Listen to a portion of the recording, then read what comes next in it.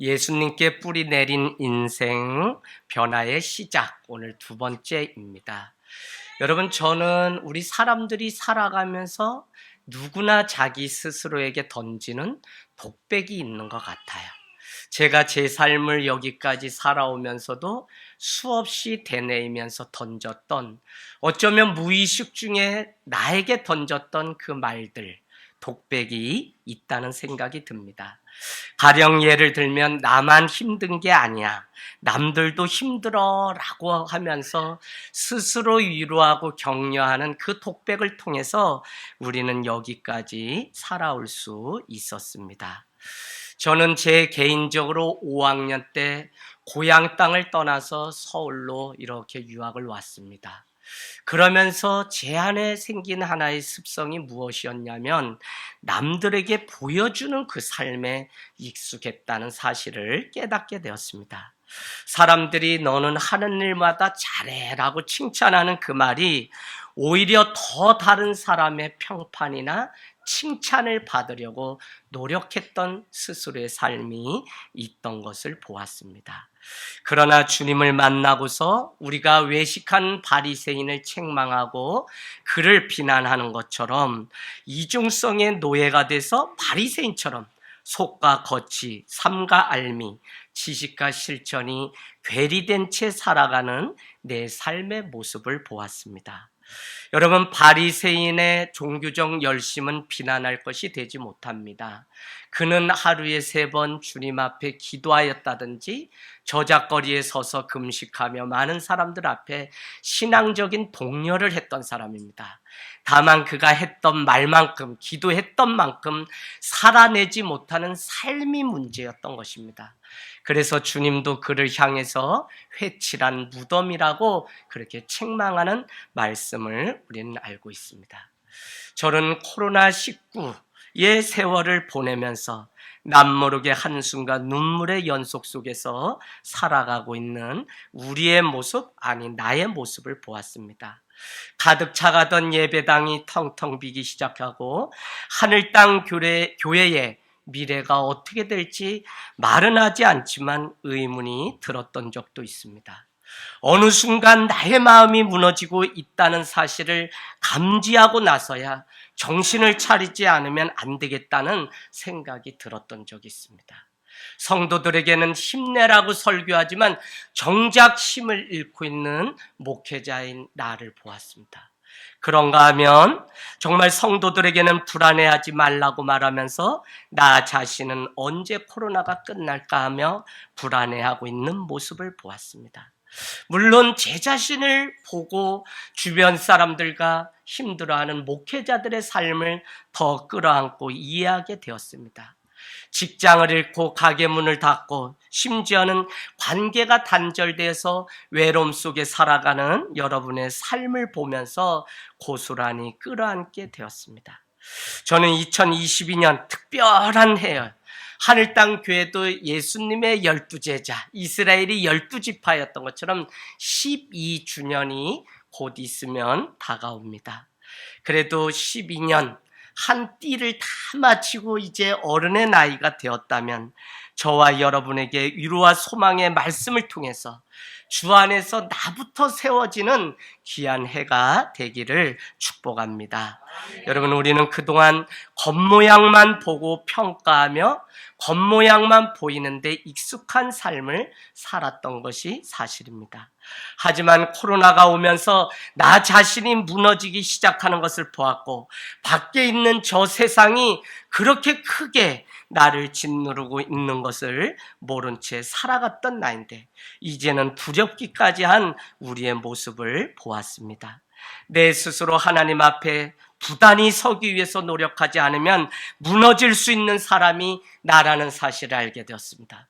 그래서 우리는 잘 성장하는 일도 중요하지만 바로 성장하는 것은 더 중요하다는 것을 알게 되었습니다. 그런가 하면 빨리 성장하는 것보다 올바로 성장하는 것이 더 중요하고요. 올바로 알아야 올바로 성장할 수 있다는 사실을 알게 된 것입니다. 그래서 이 코로나는 우리에게 불이익만 준 것이 아니다. 무엇이 가장 소중하고 무엇을 마지막까지 지켜내야 되는 것인지 우리에게 다시 질문하기 시작했습니다. 성장을 넘어 이제는 성숙으로 가는 길목에 서 있습니다. 여러분, 교회는 1살, 2살 인생의 연륜, 물론 그거 중요합니다.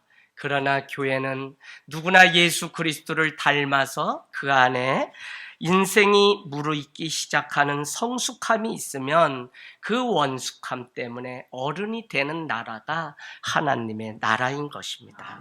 저는 지난주에 여러분께 말씀드렸습니다. 한 건물의 높이는 얼마나 깊이 파들어갔냐, 그 기초에 있었다고 그랬습니다. 그런가 하면 열매를 맺히는 나무로 그 나무를 알 수 있는데, 남아프리카의 뿌리병이라고 하는 것이 겉은 잎사귀가 무성하지만 비바람에 쉽게 무너져서 뿌리채 뽑히는 뿌리병을 앓고 있는 모습을 말씀드렸습니다. 그런가 하면 우리 사람, 강하다면 강하고 약하다면 약한 우리 존재 자체도 우리의 뿌리인 이 영혼이 흔들리면, 영혼이 머무는 이 마음의 내면이 흔들리면, 마음이 흔들리게 되면 하루에도 1000갈래 만갈래 내 마음을 내가 모른 채 살아가면서 그냥 열심히 살아가는 것만이 능사인 것처럼 살아가는 우를 범한다고 말씀드렸습니다.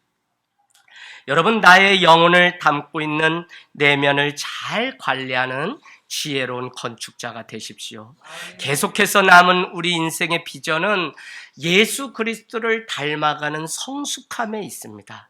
성숙하면 요란하지 않습니다. 성숙하면 잔잔한 호수같이 돌을 던져도 아무 파문이 나지 않습니다. 바다는 넓습니다. 넓은 마음이기 때문에 그곳에 돌을 던져도 아무런 요동이 없습니다. 그러나 작은 냇가나 또랑과 같은 연못에는 돌을 던지면 파문이 크게 일기 마련입니다. 성숙한 사람에게는 향기가 있습니다. 성숙한 사람은 성격이 아니라 하나님을 닮은 성품으로 살아갑니다. 그래서 더 중요한 것은 이 일을 위해 끊임없이 우리는 훈련을 받아야 한다는 것입니다. 올해 우리에게 어떤 직분이 주어지고 어떤 일을 내가 맡든지, 아니 살아가면서 눈물겨운 그 많은 일들이 있을지라도 하나님은 그 일을 통해 우리를 훈련시키시고 하나님을 닮은 사람으로 만들어 가시는 하나님, 창조주의 손길이 있다는 사실을 우리는 볼 수 있어야 합니다. 저도 신학교를 가고 신학대학원을 마치고 목사 안수를 받으면 영혼의 마음을 이해하는 목사가 될 거라고 생각했습니다. 그러나 여러분이 다 아시는 것처럼 지금까지도 끊임없이 계속적으로 훈련의 연속인 것을 보면 한 사람의 깊이, 한 사람의 영혼을 품는 데까지는 얼마나 많은 훈련이 우리에게 기다리고 있는지 모른다는 것입니다. 여러분, 내가 올해 시작되면서 테니스를 한번 운동을 해보고 싶어요. 그래서 날마다 앉아서 테니스를 잘 치고 싶다는 생각을 상상합니다. 실제로 부단히 연습하지 않고 생각만 한다고 해서 스매싱의 능률이 오를 수 없습니다. 온종일 테니스를 상상할 뿐만 아니라 몇 시간이고 연습을 해야만, 훈련을 해야만 우리는 그와 같은 사람이 될 수 있는 것입니다. 그래서 여러분, 앉아서 상상하는 사람과 실제 내가 훈련을 받는 사람의 깊이는 다르다고 하는 것입니다. 여러분, 마음과 생각은 다르지 않습니다. 마음과 생각은 같이 갑니다. 그런데 문제는 어디에 있냐면 이 마음, 영혼의 관리가 되지 않기 때문에 마음 먹은 대로 생각한 대로 되지 않는 것이 오늘날 우리의 문제입니다. 잘 살고 싶고 멋있게 살아가고 싶은 마음이 있습니다. 그러나 생각이 갈라졌습니다. 생각이, 올해는 새로운 일을 시작하겠다고 하는 생각이 있습니다. 그러나 마음이 불안하고 분주하고 바쁜 나머지 이 일들을 추진해내지 못하는 우리의 마음을 보면 이 영혼을 관리하는 일이 얼마나 중요한지 우리는 알 수 있습니다. 그래서 마음과 생각이 다르지 않다는 것은 마음이 있는 곳에 생각도 있고 생각이 있는 곳에 마음도 있어야 하는데, 문제는 우리의 영혼이 다 깨져서 그렇지 못한, 그래서 말로 실수를 하고 말로 다른 사람에게 상처를 주는 일을 보면 우리의 삶이 잘못 살고 있다는 사실을 우리는 깨달아야 한다는 것입니다. 여러분, 우리가 아무리 생각으로 올 한 해 거룩해지려고 몸부림친다고 해도 마음까지 관리하지 않으면 무너지잖아요. 그래서 사는 게 어렵잖아요. 우리의 그 단점, 우리의 그 생각이 단점 때문에, 또 우리의 마음이 되지 않기 때문에 3일도 가지 못하는 것을 우리는 보게 됩니다. 그래서 여러분, 2022년도 우리 안에 목표가 있어야 되는데, 나의 내면이 정말 나의 삶 속에 드러나는 그 삶의 향기가, 나의 이 영혼, 주님이 모시고 있는 이 지성소, 내 마음 속에 하나님이 있다고 하는 이곳에서부터 겉과 속이 다르지 않은 삶을 살아드리는 은혜가 있기를 원합니다. 영적 성숙을 꿈꾼다면 올 한해 내면을 훈련하는 이 일을 게을리하지 않게 되기를 원합니다. 여러분, 왜 그러냐면 타락한 세상 가운데 타락해서 살 수밖에 없는 존재가 우리이기 때문에 그래요.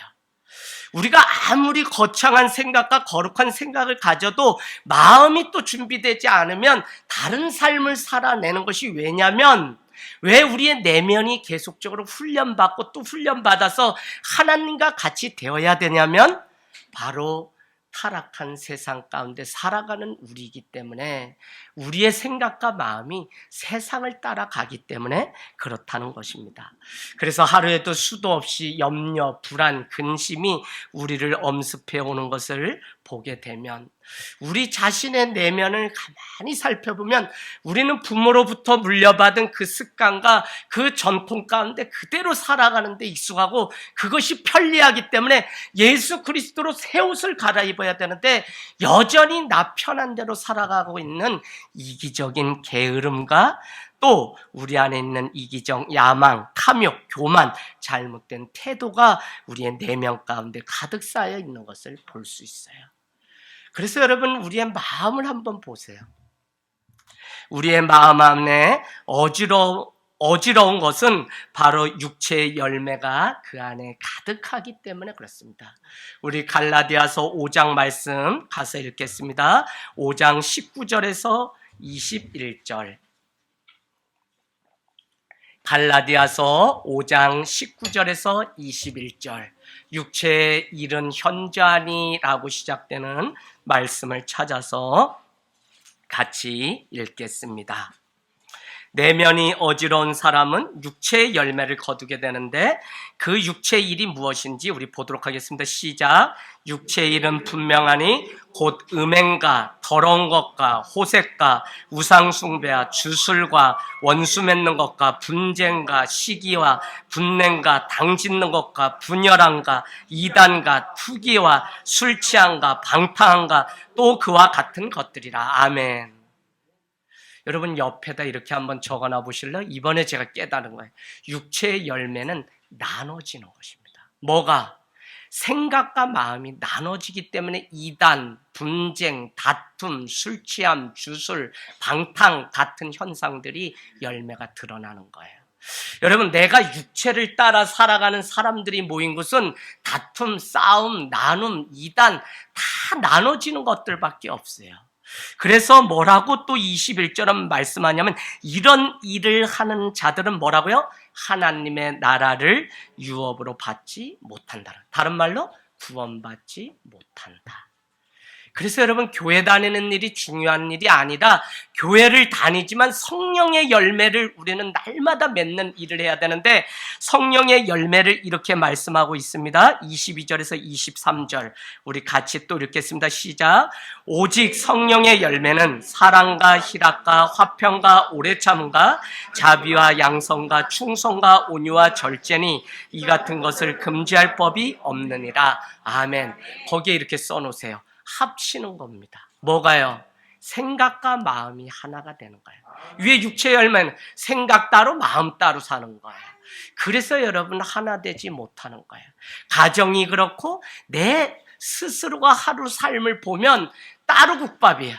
그 이유는 성령 가운데 내가 열매 맺지 않기 때문에 나의 내면 가운데 주의 성령으로 가득 차야 되는데 내 안에 육체의 일로 가득 차기 때문에 바로 그와 같은 일들이 있다는 것입니다. 그래서 오늘 말씀 뒤에 보면 한 25절에 있습니까? 그리스도의라고 하는 말씀 찾았나요? 그리스도 예수의 사람들은 그 말씀 한번 읽겠습니다. 시작. 그리스도 예수의 사람들은 육체와 함께 그 정욕과 탐심을 십자가에 못 박았느니라. 아멘.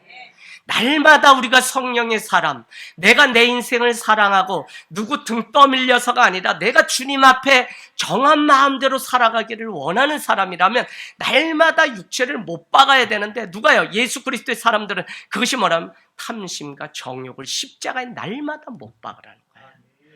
여러분, 야고보서는 우리에게 말씀합니다. 너희가 구하여도 얻지 못함은 정욕으로 잘못 구하기 때문에 그렇다. 정욕, 근심, 염려 다 무슨 말이죠? 두 마음으로 나눠지는데 야고보서는 이렇게 이야기합니다. 너희에게 지혜가 없느냐? 그러면 지혜를 주시는 충만하게 주시는 하나님께 구하라 라고 하면서 구하여도 얻지 못함은 정한 마음이 없기 때문에 그렇다는 거예요.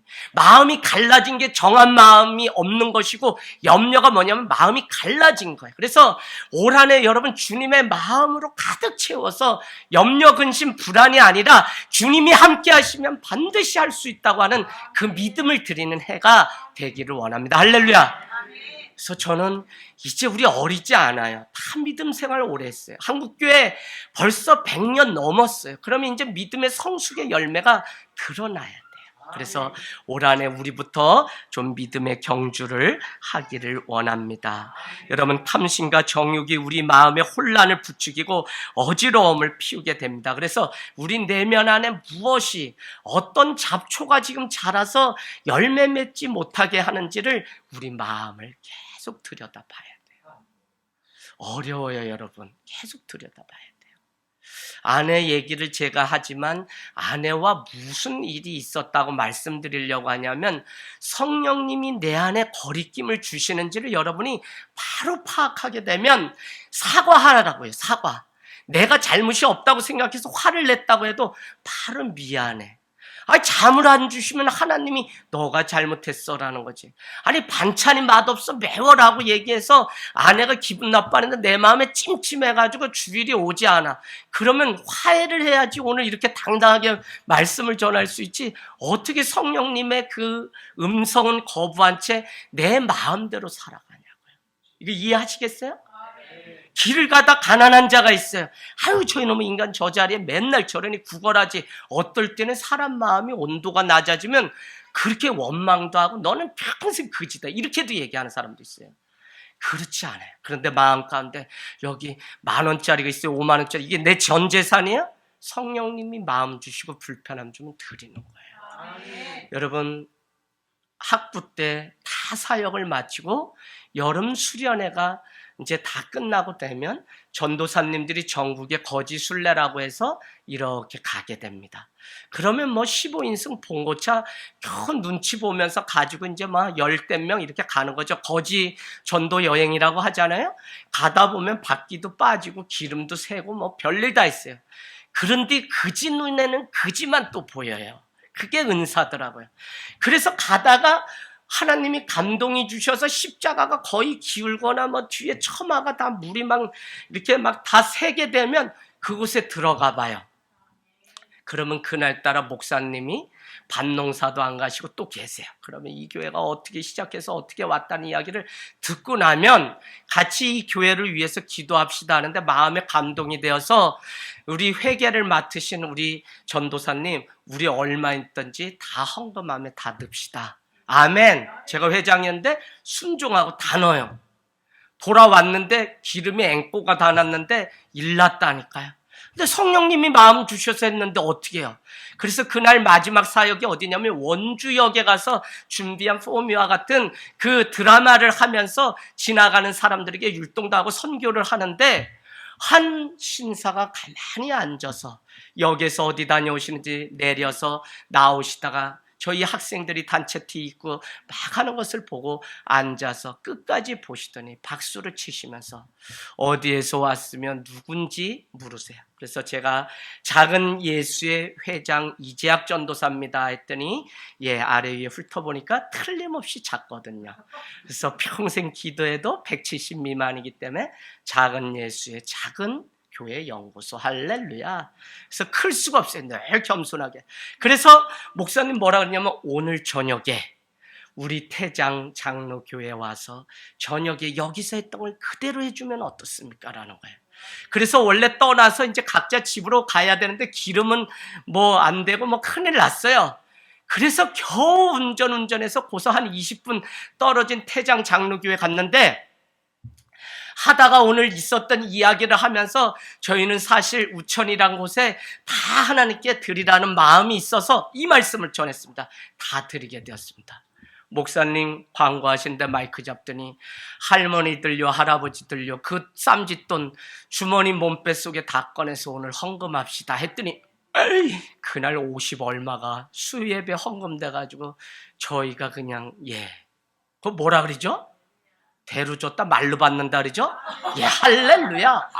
나 놀라. 그래서 기름 이빠이 그냥 가득 채워가지고 돌아오면서 물질, 성령님께 순종하는 게 뭔지를 일찍이 깨닫게 되니까 여러분 이제 52주 마지막에 뭐 할 거냐면 인간 최고의 승리는 관계 승리예요. 우리가 이 영성 내면이 되면 관계에 평화가 임하고 그 관계가 점점 생명 살리는 관계가 되는데 지금 그렇지 않기 때문에 세상이 사람을 멸시하고 죽이는 일들로 가득한 거예요. 그래서 여러분 이 관계가 좋아지게 되는데 정말 성령님께 순간순간마다 순종하는 그 훈련이 우리에게 있기를 원합니다. 여러분 우리가 우리 자신 안에 있는 이 내면에 일어나고 있는 분노의 이 잡초를 제거하지 못하면 우리는 계속적으로 상처받았다는 이야기를 늘어놓으면서 내 내면이 관리되지 않기 때문에 사람들의 말과 평판에 좌지우지돼서 살아가요. 그래서 교회 신앙생활을 하는데 오래되어도 정말 잘하지 못하는 사람은 자기의 내면의 그 쓴뿌리들을 관리하는 일을 한 번도 하지 않아요. 그래서 나와서 워십도 하고 춤도 추고 다 하는데 돌았으면 그냥 그게 삐져요. 별일 다 있더라고요. 율동 기쁘게 다 해서 얼마나 근데 목사님이 광고 때 칭찬하는 말 안 했다고 해가지고 삐지고 토라지고 별일은 다 있어요. 세상 살다 보면. 저도 다 이거 쓸개고 간이고 장이고 다 내놓고 목회하는 거지. 할렐루야. 제가 저주장 안 하기로 했어요. 그러니까 교회 목회하는 거지. 어려워요. 여러분 우리 안에 내면을 날마다 살피는 지혜가 있기를 원합니다. 올 한해 영적 목표를 정확하게 가지고 살기를 원합니다. 분명한 것은 내가 먼저 변화될 때 내 주변에 끊임없이 기도하던 일들이 비로소 열매되어 변화를 경험하게 됩니다. 열매 맺고자 한다면 영혼의 뿌리를 먼저 잘 관리하는 일부터 시작해야 됩니다. 여기 직장 나가시는 분들 있지만 그 일도 사실은 상대방의 그 손님 고객의 영혼을 돌보는 일이에요. 내가 준비되면 그에게 뭘 계약을 하자고 하기 전에 벌써 그의 눈빛과 말투를 보면 불안한지 아닌지 우린 다 그러면 내 안에 있는 평안으로 그를 만져주고 어루만져주면 그분이 계약하지 왜 안 해요? 제가 고속 승진 다 이렇게 하는 비법 알려드리는 겁니다. 그래서 영혼을 늘 돌보는 일을 하기 위해 내가 정말 먼저 살아나고 내 영혼의 뿌리에 하나님으로 가득 차기를 원합니다. 누구를 살린다는 것은 사실 내 자신이 먼저 살아나지 않으면 안 됩니다. 마태복음 28장은 하늘과 땅의 권세를 너희에게 주었으니 너는 가서 모든 족속으로 제자를 삼으라. 아버지와 아들과 성령의 이름으로 세례를 주고 내가 네게 분부한 모든 것을 가르쳐 지키게 하라. 선교, 전도, 제자, 가르치는 자입니다. 목사님, 내가 데려다 놨으니까 목사님 이제 알아서 하세요? 알아서 하기는요, 목회자가 알아서 할 일이 있고요.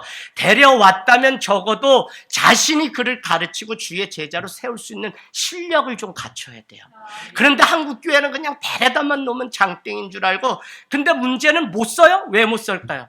나 자신도 안 섰는데, 나도 맨날 오다 가다 하는 사람인데, 나도 맨날 시쭉새쭉 하는데 어떻게 다른 사람을 세요? 못 세워요, 여러분. 그래서 이 마태복음 28장은 중요한 원리예요. 우리가 뭐 하나님의 많은 일들을 하지만 가르쳐 지키게 하려면 내가 먼저 가르침을 받고 내가 먼저 가르친 가운데 서 있어야지만 누구를 가르칠 수 있다고요. 할렐루야. 그래서 여러분, 우리의 내면이 하나님으로 가득 차는 이 일이 얼마나 중요한지 모릅니다.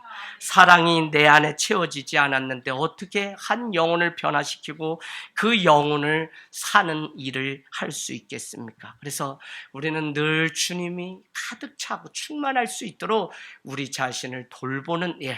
남편 속썩이면 속썩이는 대로 두세요. 막 신경 쓰지 마세요. 다만 여러분의 삶이 그를 위해서 빛과 소금이 되는 삶으로 채워져서, 베드로 전서 3장에 이런 말씀이 있습니다. 사랑하는 아내들이여 믿지 않는 남편 그 영혼을 위하여 기도하는데 너가 외모만 단정하게 하지 말고 마음의 심령을 단장하게 하면 누가 아느냐 그 영혼을 오늘 주님께로 살지 누가 아느냐, 그런 말씀이 있어요. 여자들에게 이렇게 이야기하죠. 남자들에게는 이렇게 얘기합니다. 남자들아 여자를 귀히 사랑하고 아껴라. 왜냐하면 그도 하나님의 나라를 이어받을 자로 그는 연약한지라 깨지기 쉬운 자이니 남자들아 여자를 사랑하라고 베드로전서가 말씀하고 있습니다. 바로 여러분, 우리의 이 단정한 심령, 우리 안에 있는 하나님의 그 마음으로 충만케 되면 여기에 새가 깃들고 열매가 맺고 영혼이 살아나는 놀란 일들을 볼 수 있습니다. 파스칼은 말합니다. 사람들은 흔히 상상과 마음을 착각한다. 회심에 대해 생각하는 순간 자신이 회심했다고 믿는 경우가 많다라고 지적합니다. 여러분, 그러면서 이것은 사단이 오늘날 우리에게 주는 전략이라는 것입니다. 무엇이냐면 사단은 믿는 자를 끌어내고 구원받지 못하게 하는 일을 하는 자인데, 우리가 지식적으로 알면 내가 마치 그것을 알고 구원받는 것처럼 착각 속에 살아서 더 이상 삶의 문제를 가지고 씨름하지 않게 만드는 이 교만함이 우리에게 찾아온다는 거예요. 그래서 여러분, 아는 것과 믿는 것이 하나 되는 그 일이 너무 중요한데, 에베소서 4장 13절 가볼까요? 에베소서 4장 13절 신약입니다. 에베소서 4장 13절.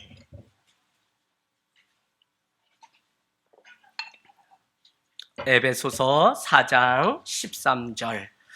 네. 갈라디아 뒤에 있죠? 에베소서 4장 13절 같이 읽습니다. 시작. 우리가 다 하나님의 아들을 믿는 것과 아는 일에 하나가 되어 온전한 사람을 이루어 그리스도의 장성한 분량이 충만한 데까지 이르리니. 아멘. 아멘. 믿는 것과 아는 것이 심지어행, 믿는 것의 끝은 행함이라는 거야. 학지어행, 학문의 끝은 행함입니다. 실사구시의 정약용의 정신 중에 가장 중요한 정신입니다.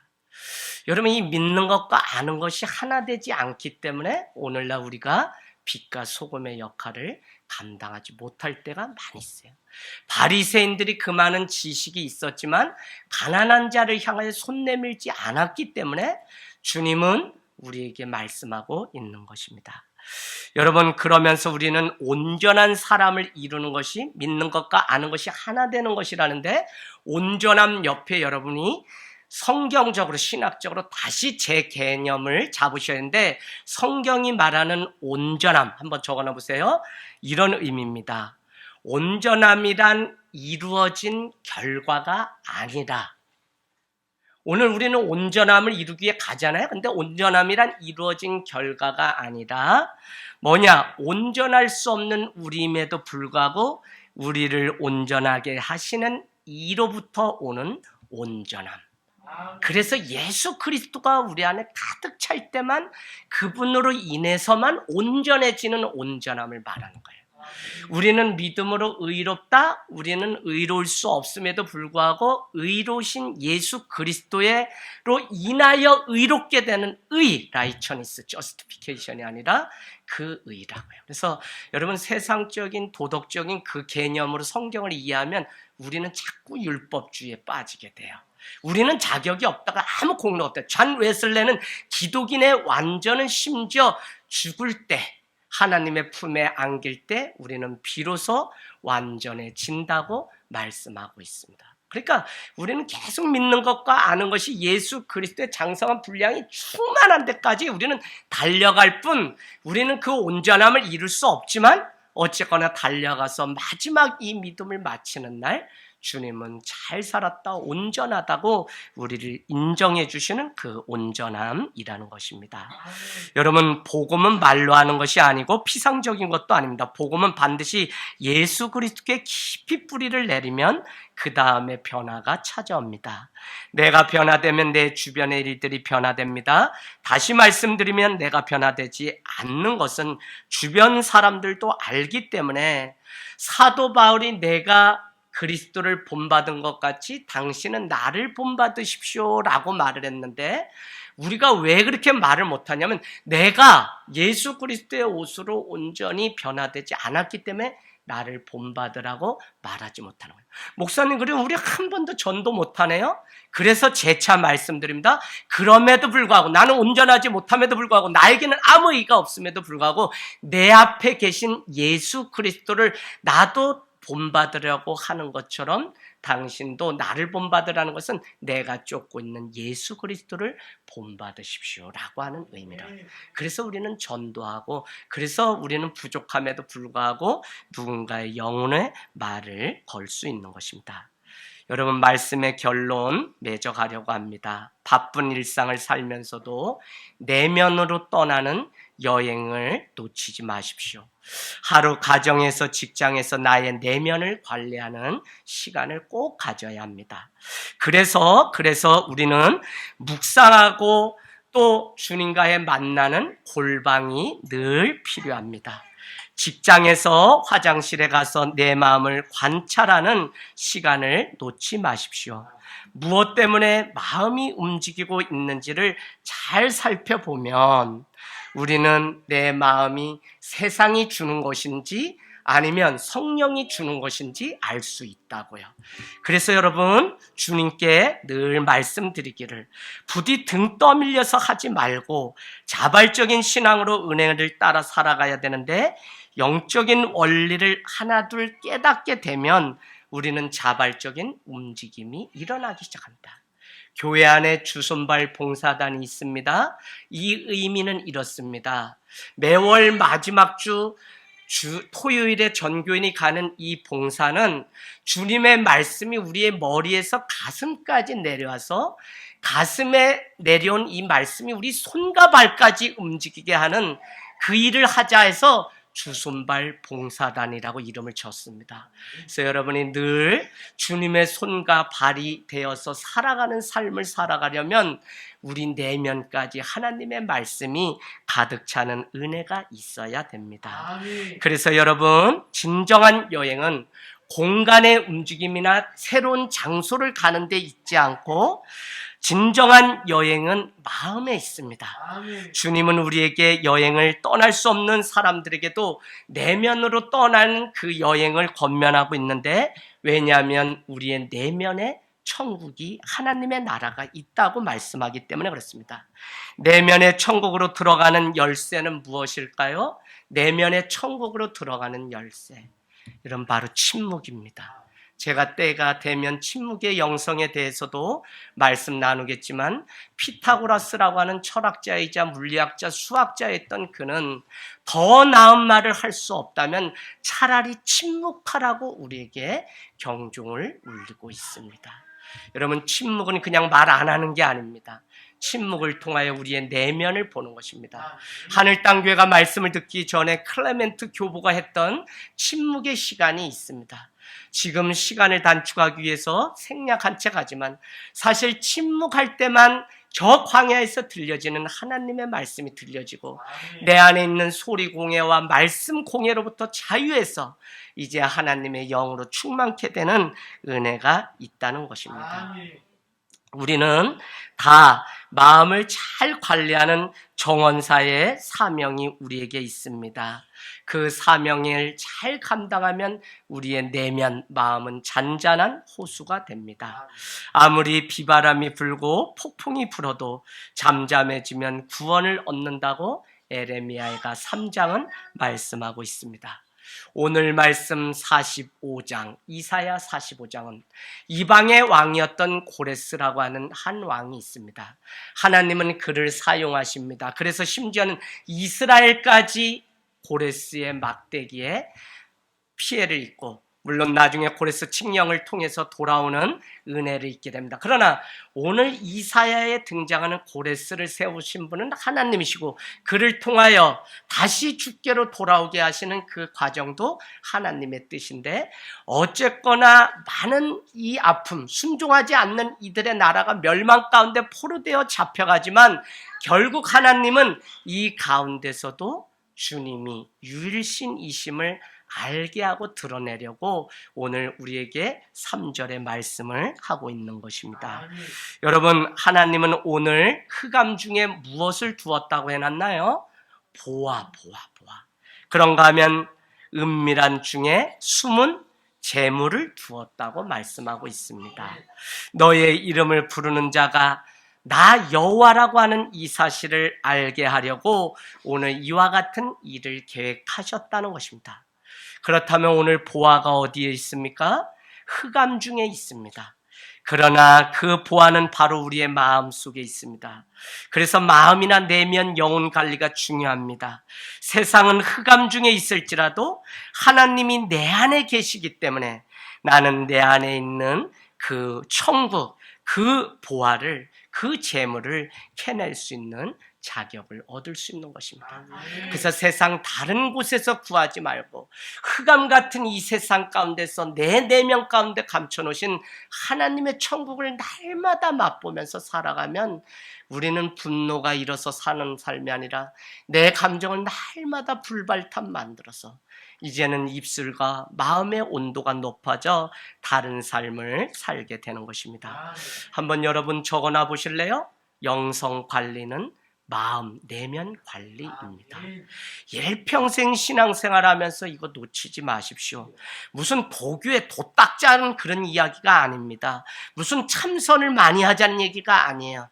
제가 이 말씀도 다 이제 천천히 여러분께 기독교가 말하는 비움의 영성이 무엇인지 세상 불교가 말하는 것과 다른 텅 빈 충만이라는 개념으로 다시 다음 주에 설명하도록 하겠습니다.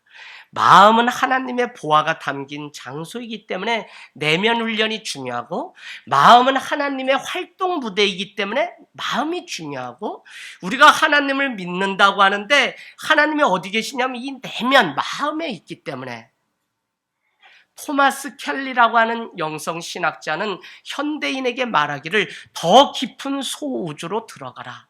그 소우주는 우리의 마음이에요. 우리가 살아가는 이 지구가 아니라 더 깊은 소우주로 들어가라. 이 내면입니다.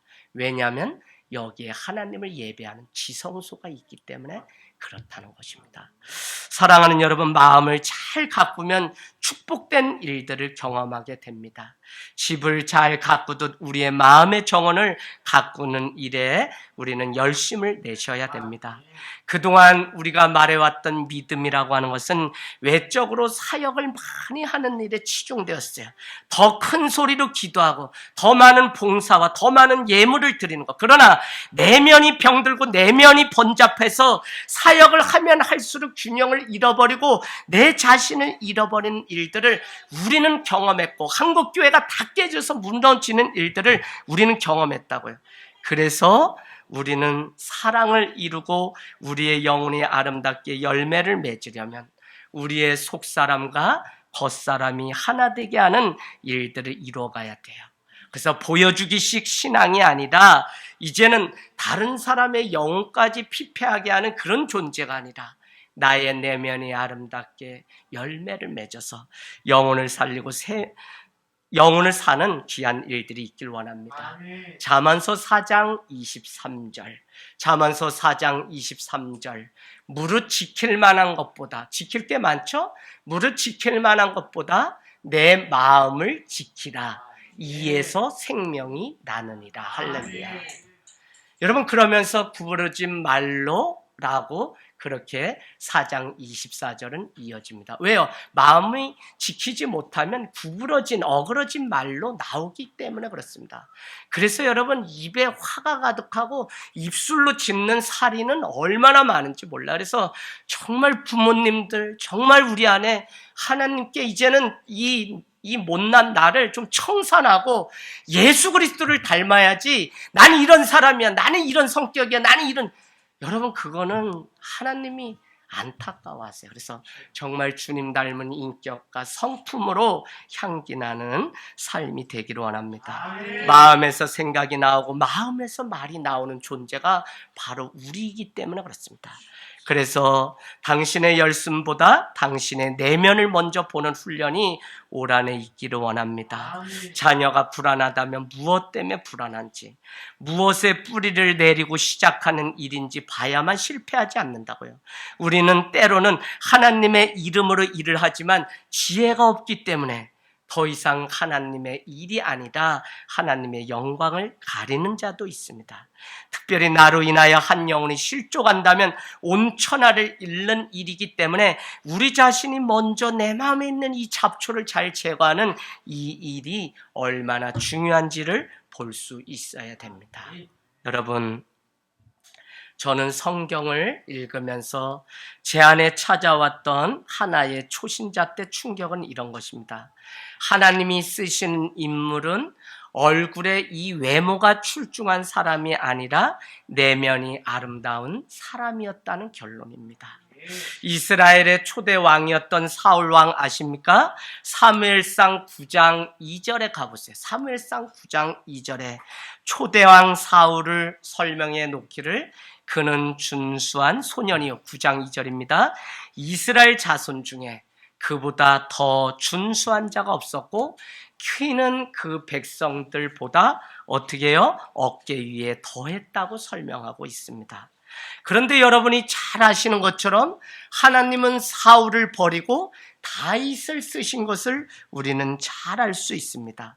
사무엘 선지자가 왕을 찾아서 될 만한 자를 부르러 갔을 때 하카톤이었던 다윗은 저기 멀리 있으나 마나한 존재 말제했던 다윗은 양의 풀을 먹이는 일을 하고 있었습니다. 이외에 더 없느냐라고 했더니 말제 다윗이라고 하는 자가 풀을 뜯는데 거기까지는 갈 일이 없습니다라고 아버지 이새가 말했습니다.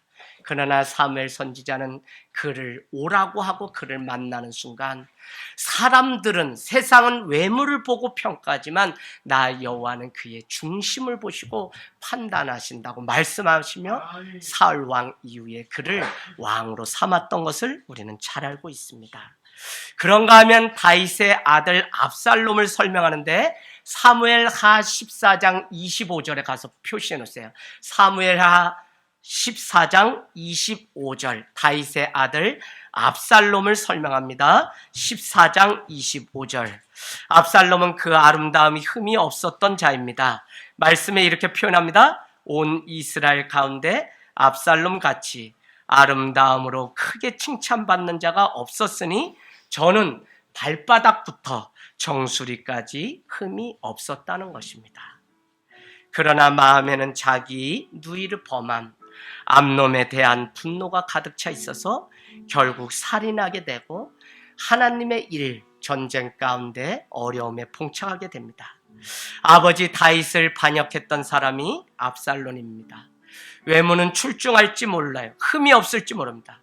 그러나 그 내면은 분노로 가득 차 있는 것을 보게 됩니다. 여러분, 성경이 오늘 우리가 무엇을 위해서 살아야 되는지 우리에게 가르쳐주고 있습니다. 여러분, 52주 짧습니다. 여러분의 내면이 정말 아름답게 하나님이 머무셔서 한 정원의 새가 깃들고 열매를 다른 사람에게 또 먹도록 나눠주는 것처럼 우리의 내면의 아름다움은 누군가의 영혼을 세우는 일이 됩니다. 그래서 열매 맺어서 나뿐만 아니라 다른 사람들도 살리는 주님의 제자가 되기를 주의 이름으로 축복합니다. 아멘, 아멘.